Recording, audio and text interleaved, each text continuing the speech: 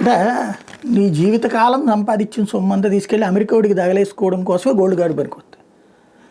43.5 కోట్ల రూపాయలు ఇస్తే ఒక కార్డు ఇస్తాడట. అది ఉచ్చుకుని అమెరికాలో బతకచ్చు అంతే, ఎన్నేళ్ళైనా బతకచ్చు.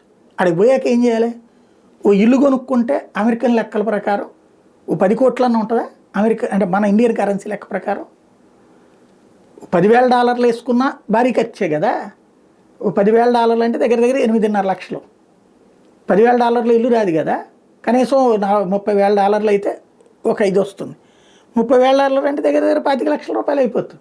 అంటే మళ్ళీ దానికి ఒకటి పెట్టుకోవాలి. ఆ తర్వాత అక్కడ బతకాలంటే తినాలంటే డబ్బులు కావాలి కదా. మళ్ళీ దానికి పోనీ అక్కడ మనం వ్యాపారం చేస్తాం అంటే వాడికే కదా పెట్టుబడి. అంటే 45 కోట్లు ఆడికి ఫ్రీగా ఇచ్చేసేసి వెళ్ళి ఆడ కూర్చుంటాం. ఆ తర్వాత ఇంకో పెట్టుకుని పెట్టాలి. దీనివల్ల మిగతా ప్రపంచానికి ఒరిగేది ఏంటి? యాక్చువల్గా ఒక ఆస్పెక్ట్, కొంతమంది విదేశాలకు వెళ్ళి బతకాలి, నా బిడ్డలంతా అక్కడే ఉద్యోగం చేయాలి, లేకపోతే మేము అమెరికాలో సెటిల్ అయ్యారు మా వాళ్ళని గర్వంగా చెప్పుకోవాలనుకుంటారు కదా. వాళ్ళు ఇక అవసరమైతే ఆస్తులంతా ఊడ్చేసి ఏది భారీగా ఇప్పుడు ఒకప్పుడు ఏ ఎకరం 10 లక్షలు ఉన్నప్పుడు రోజుల్లోనూ కొని ఇవాళ రోజున 50 కోట్లు 100 కోట్లు అవుతుంది కదా. అట్టంటోళ్ళు ఈ మన ఆంధ్ర తెలంగాణ ఈ రాష్ట్రాల అందరిద్దరం ఏంటంటే అట్లా కోట్లలో డబ్బులు రాగానే ఈ అదవులు రాజకీయ నాయకులు వచ్చి మీద పడి లాక్కుంటుంటారు కదా.